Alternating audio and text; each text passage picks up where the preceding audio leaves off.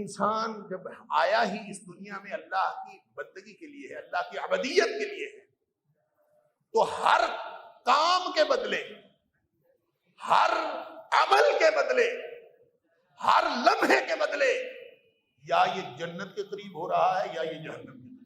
پھر کون سا کام ہے جو ہم کہیں کہ اس کا کیا تعلق آخرت کے ساتھ؟ کوئی کام ہے ایسا جس کے بارے میں ہم کہیں کہ اس کا کام اس کا تعلق آخرت کے ساتھ کیا ہے؟ ہر لمحے کا تعلق آخرت کے ساتھ، یا ہم جنت کے قریب ہو رہے ہیں یا جہنم کے قریب۔ اللہ اکبر۔ کوئی امانت تمہارے ہاتھ میں دی گئی، چھوٹی ہو یا بڑی ہو، تم نے وہ دینی ہے۔ اللہ تعالیٰ حکم فرماتا ہے، اللہ کا قرآن کوئی بات بھی کہہ دے وہ حکم ہوتا ہے۔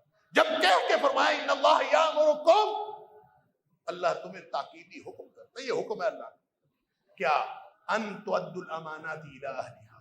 دیکھو تم نے اپنی تقدیر بنانی ہے، افراد کی تقدیر، اقوام کی تقدیر بنانے والا اللہ ہے، تمہیں ہر چیز دینے والا اللہ ہے۔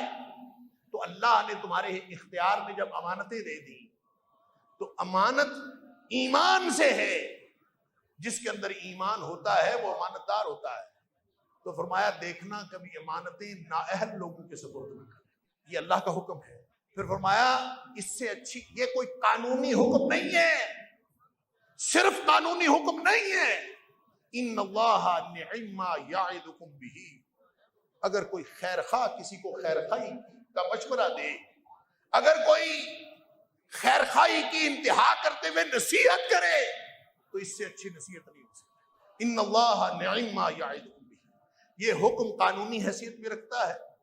ایک تو ہے نا قانونی طور پر ایک قانون بن گیا کہ یہ کرو گے تو یہ ملے گا، یہ نہیں کرو گے تو نہیں ملے گا، اور ایک ہوتا ہے جو انسان ہمدردی کے ساتھ، خیر خواہی کے ساتھ مشورہ کرتا ہے۔ باپ اپنے بچے کو نصیحت کرتا ہے، بڑا اپنے چھوٹے کو نصیحت کرتا ہے، وہ اس میں خیر خواہی ہوتی ہے، اس میں ہمدردی ہوتی ہے، قانونی پہلو نہیں ہوتا۔ وہ اگر بچہ کوئی بات نہیں مانتا بڑے کی، شاگرد استاد کی بات نہیں مانتا، یہ صرف ایک اخلاقی بات ہے، اس کا تعلق دین کے ساتھ، قانون کے ساتھ نہیں۔